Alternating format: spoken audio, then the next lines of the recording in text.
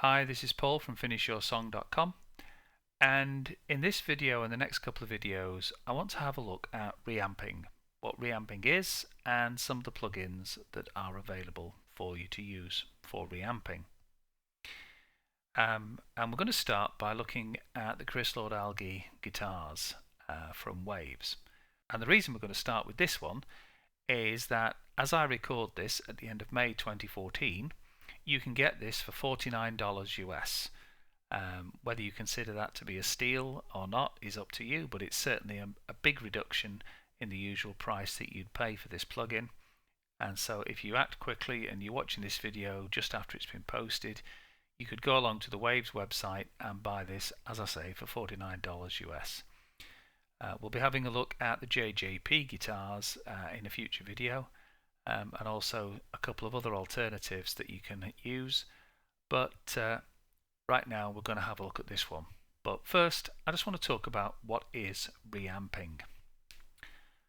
In a traditional recording studio, you would mic up the amp and record that straight to tape in the good old days, or into the box as it now is.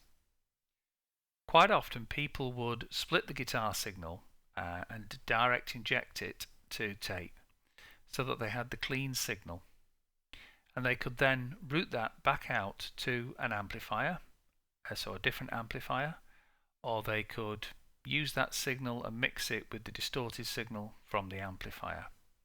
We don't have to go to those extremes these days, because we can simply take that signal and run it through any one of a number of plugins such as the CLA Guitars that we've got in front of us, and process the guitar after the event.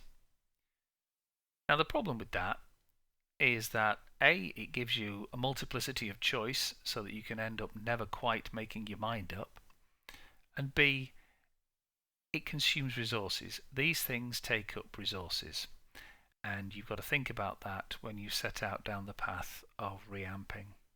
The song that we're looking at is a song of mine, How Soon Can I Leave, and you can go and listen to the final version on SoundCloud if you're so inclined.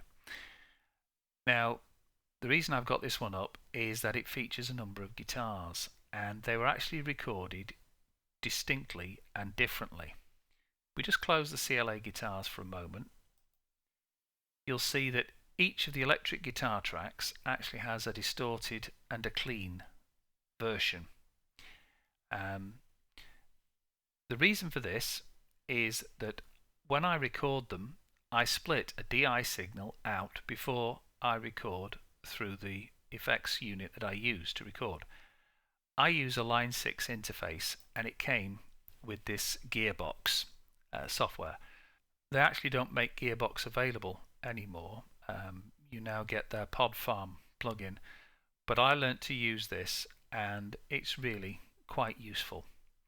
The important thing here is that your signal comes in, and the first thing it hits is this sends 3 and 4, which you can send out straight to your input, and then the signal gets processed through whatever effects chain you want to put on it before being sent out to the hardware. And you can see your signals for your sends 3 and 4 here, and your main output here. The advantage of using the Gearbox or the Pod Farm, if that's what comes with the interface, is that it gives you zero latency monitoring.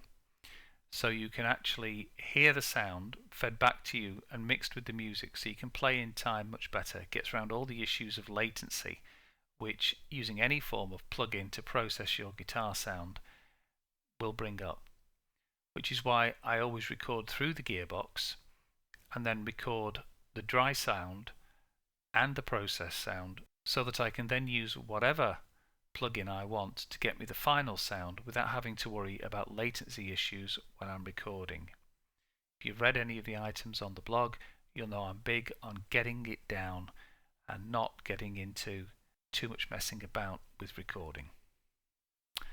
So, having got through the Gearbox, what we end up with is a distorted and a clean. A stereo output from the effects processed and a clean output from the direct signal from 3 and 4. So I'll just bypass the CLA effects for now, and we'll have a quick listen to both of them. So first of all, this is the main riff to the song as it was recorded, distorted.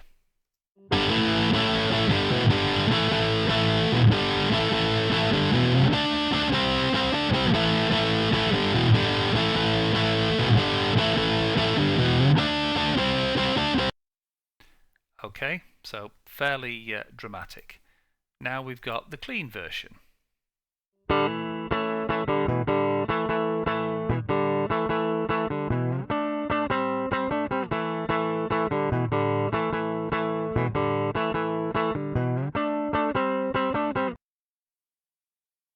Not quite as dramatic.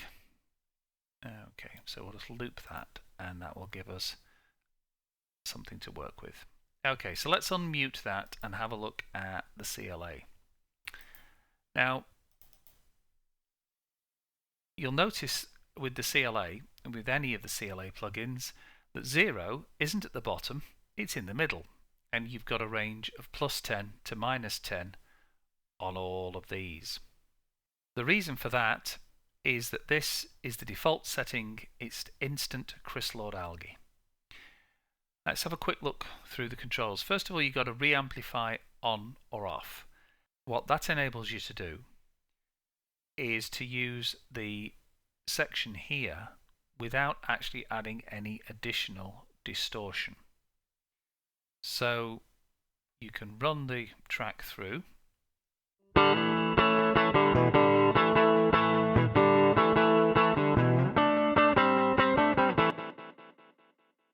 And what you're getting is the default setting of all of these. With all of the CLA plugins, what you get is 3 options of severity of effect at the top, and the ability to turn them on or off. That's off. There's no bass EQ going onto this.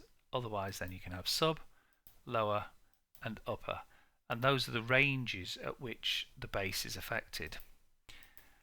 Likewise, for treble, you've got bite, top, and roof, which is the highest EQ band.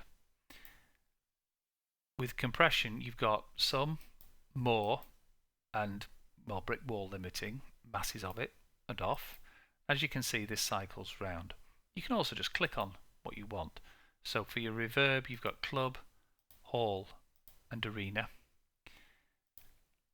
For your delay, you've got eighth notes, quarter notes, or a bit in the middle that's for some reason labelled edge.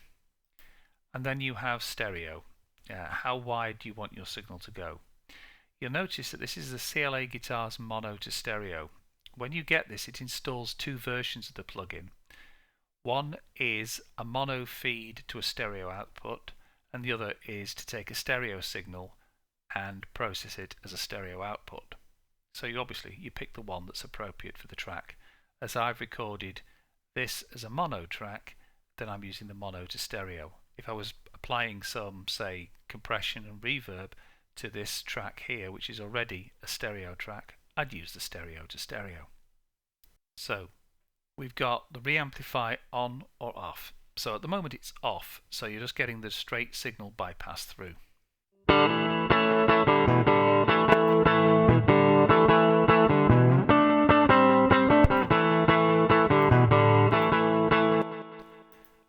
And you'll notice that the bypass here is giving us a direct signal with none of the processing.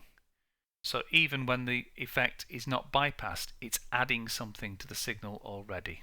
So if I just do that again, you can hear those settings being applied.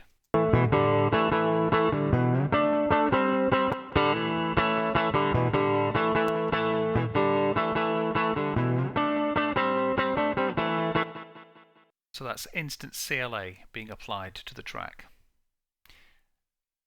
We'll switch the reamplifier on. I'll do that as I'm playing, and you can hear it in its various incarnations with the default setting.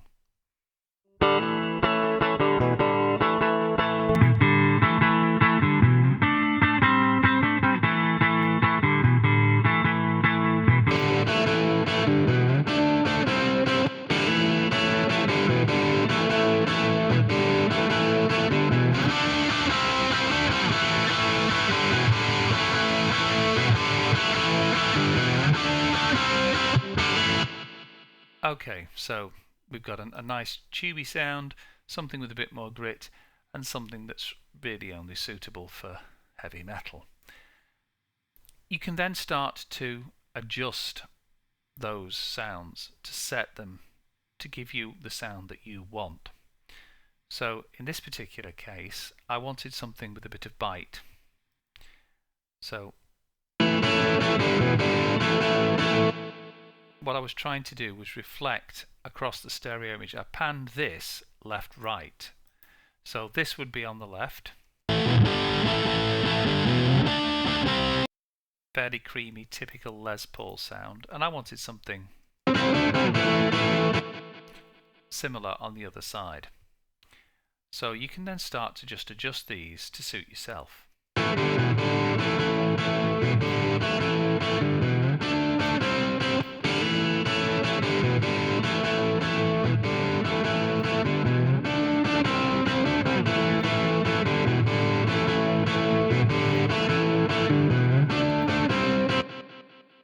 If you're feeding all your guitars into a single reverb to give the appearance of them all being recorded in the same room, of course you'd want to switch the reverb off. This does come with a full set of presets. And let's just take a verse guitar and let's have a list of that. So you can have a quick audition of what you want. And we've got DI.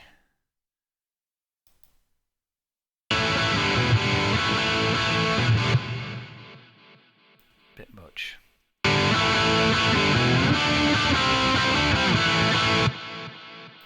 As you can see, you've got a fair number of...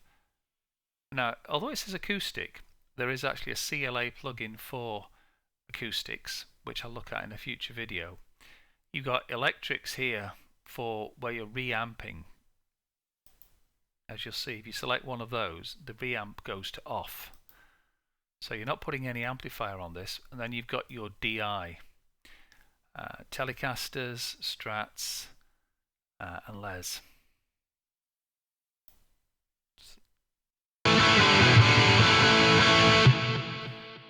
Bit too much going on there. But it gives you a starting point from which to work. Pull down.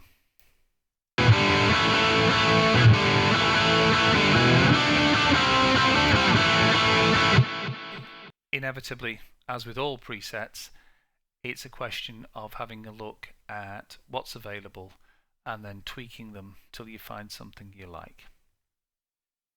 Okay, that's it for this video, and I hope that's given you a taste of what's available. And until next time, you take care of yourselves.